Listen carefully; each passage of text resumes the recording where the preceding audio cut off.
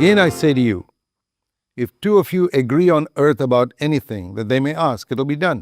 నేను మరలా మీతో చెప్తున్నాను, మీలో ఇద్దరు తాము వేడుకొని దేని గురించి భూమి మీద ఏకీభవించిన యెడల అది పరలోకమందున్న నా తండ్రి వలన వారికి దొరుకునని మీతో చెప్తున్నాను.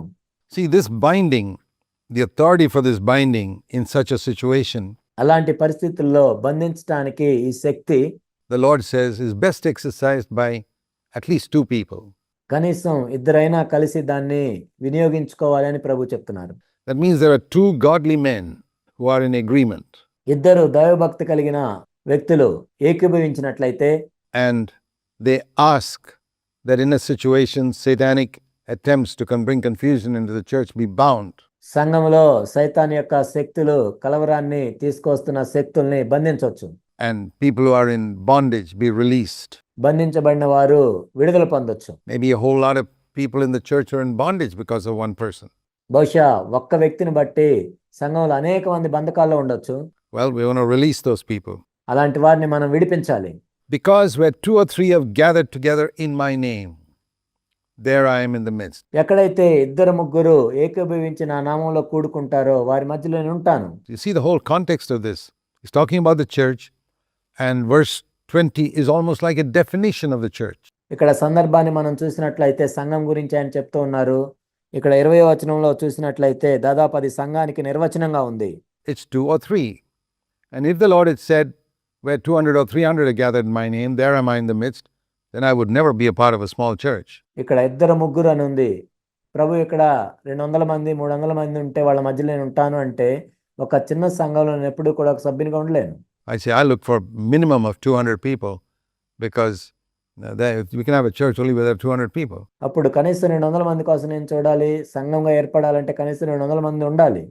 But thank God that he said where two or three, and many of the early churches and some of the churches we've seen in different countries start with two or three. కానీ ఇక్కడ ప్రభు ఇద్దరు ముగ్గురు అని చెప్పారు. అందుని బట్టి దేవునికి వందనాలు. ఆది అపోస్తల కాలంలో మనం చూసినట్లయితే ఇంకా అనేక దేశాల్లో మనం చూసినట్లయితే అనేక చోట్ల ఇద్దరు ముగ్గురుతోనే సంఘం ప్రారంభించబడింది. Gathering together in the name of Jesus. యేసు నామములో ఏకీభవించి కూడుకొనుట. With Christ in the middle. వారి మధ్యలో క్రీస్తుండుట. And the Lord is there and we exercise authority in his name.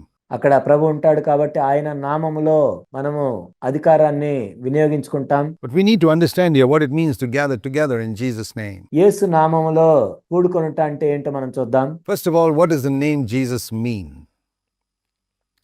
That's described in the very first chapter of Matthew, where we're told the angel says, you shall call his name Jesus, Matthew 1:21, because he's going to save his people from their sins. దీన్ని మనం మత్తయి సువార్త 1వ అధ్యాయంలో చూస్తాం. అక్కడ దేవదూత ఈ విధంగా చెప్తున్నాడు యేసు అంటే ఏంటో. తన ప్రజలను వారి పాపముల నుండి ఆయనే రక్షించును గనుక ఆయనకు యేసు అని పేరు పెట్టుదువనెను. మత్తయి సువార్త 1:21.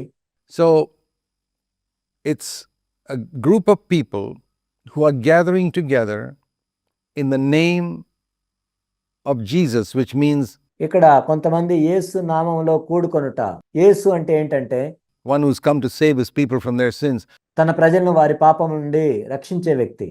It's two or three people who want to be saved from their sins who are gathering together in this name. వారి పాపముల నుండి రక్షించబడాలనుకునే ఇద్దరు ముగ్గురు యేసు నామములో కూడుకొనుట.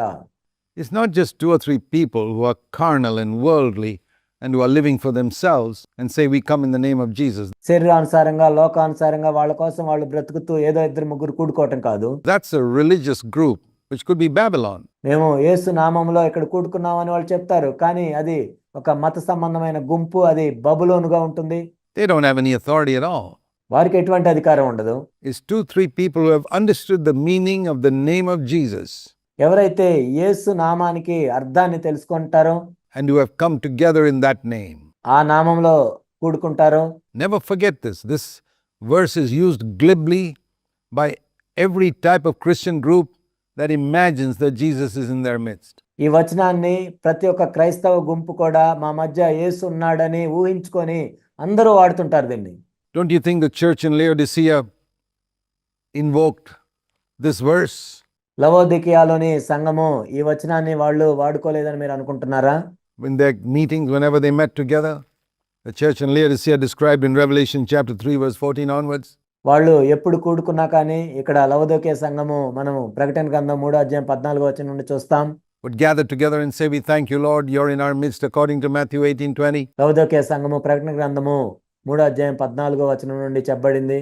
ఓ ప్రభువా, మత్తయి సువార్త 18:20 ప్రకారం మీరు మా మధ్య ఉన్నందుకు వందనాలని వాళ్ళు చెప్పుంటారు. Oh, they didn't have references those days, according to your word, which says that where 2 or 3 are gathered together in my name. ఆ రోజుల్లో వారికి రెఫరెన్స్లు లేవు, కానీ మీ వాక్యం ప్రకారం ఎక్కడైతే నా నామమున 2-3 కూడి ఏకీభవించి ఉంటారో వాళ్ళ మధ్య నేను ఉంటానని మీరు చెప్పారు అని వాళ్ళు అంటారు. There I am in the midst.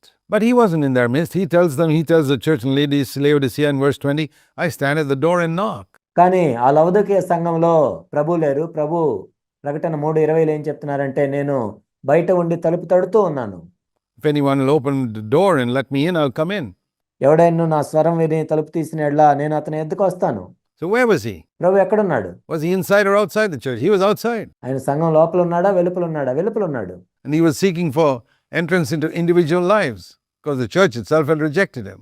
సంఘం ఆయన తిరస్కరించింది కాబట్టి వ్యక్తిగతంగా ఒక్కొక్కరికి దగ్గరికి రావాలని ప్రభు అడుగుతూ ఉన్నాడు. So a lot of churches today who claim to have Christ in their midst, he's not in their midst at all. అనేక సంఘాల్లో వాళ్ళు ఏం చెప్తారంటే, ప్రభు మా మధ్య ఉన్నాడని చెప్తారు, కానీ నిజానికి ప్రభు వాళ్ళ మధ్యలో లేడు. He's outside the door or probably nowhere near the door. He's left it and gone away long ago. He's given up trying to enter that church because it's a hopeless situation. ఆయన బయట తలుపు దగ్గర ఉన్నాడు. బహుశా తలుపు దగ్గర కూడా ఉండకుండా వెళ్ళిపోయి ఉండొచ్చు. ఎప్పుడో వెళ్ళిపోయి ఉండొచ్చు, ఎంతో దూరం వెళ్ళిపోయి ఉండొచ్చు. ఎందుకంటే ఇంకా వాళ్ళు లోపలికి పిలుస్తారని నిరీక్షణ ఆయనకి ఉండకపోవచ్చు. So it's not just a question of religiously using the name of Jesus. ఏదో మతానుసారంగా యేసునామాన్ని ఉపయోగించడం గురించి కాదు. Have you come together with understanding of the meaning of that name, which means to be saved from our sins? మన పాపముల నుండి మనల్ని రక్షించువాడు యేసు అని అర్థవంతంగా ఆయన నామంలో మీరు కూడి వచ్చారా? That's very important. అదే ప్రాముఖ్యమైనది.